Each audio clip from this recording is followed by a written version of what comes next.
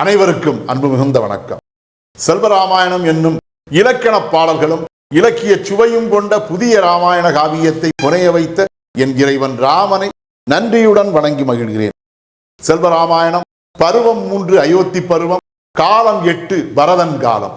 தந்தை கூறிய ஆணையை ஆராய்வோம் வாரீர் என்று சத்துருக்கன் முனிவர் யாவரையும் அழைத்தல். பாடல் எண் 946.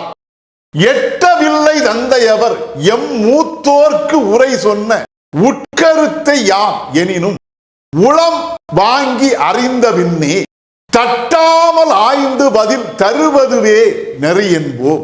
கட்டளையாய் தந்தை சொன்ன கருத்தூன்றும் அறம் செய்வோம். இதுவே 946வது பாடல். இந்த பாடலுக்கான விளக்கத்தை காண்போம்.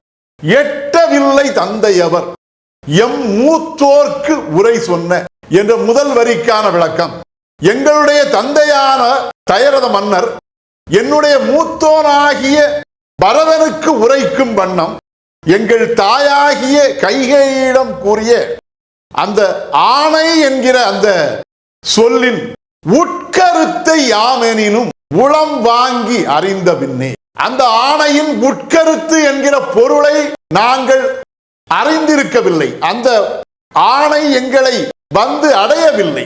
ஆனாலும் கூட உளம் வாங்கி அறிந்த பின்னே நீங்கள் எம்மிடம் கூறிய அந்த வார்த்தைகளால் நாங்கள் அதை அறிந்து கொண்டோம். அதன் மூலமாக எங்களுடைய உள்ளம் நீங்கள் கூறிய அந்த தந்தையின் ஆணை என்கிற அந்த கருத்துக்களை உள்ளம் வாங்கி நாங்கள் அறிந்து கொண்ட பின்னர் தட்டாமல் ஆய்ந்து பதில் தருவதுவே நெறி என்போம்.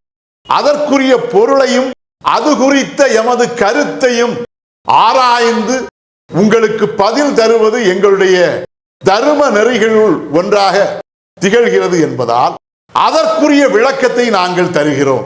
அது மட்டுமன்றி கட்டளையாய் தந்தை சொன்ன கருத்து ஊன்றும் அறம் செய்வோம்.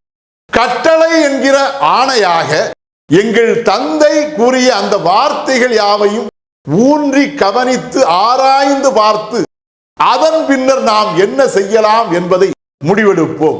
அதற்கு அந்த ஆராய்ச்சியை மேற்கொள்ள நீங்கள் வாருங்கள் என்று அந்த முனிவர் யாவரையும் நோக்கி சத்துருக்கன் அழைத்தார். இதுவே 946வது பாடலுக்கான விளக்கம். செல்வராமாயணத்தின் 947வது பாடல் மற்றும் அதன் விளக்கம் ஆகியவற்றை அடுத்த பகுதியில் காண்போம்.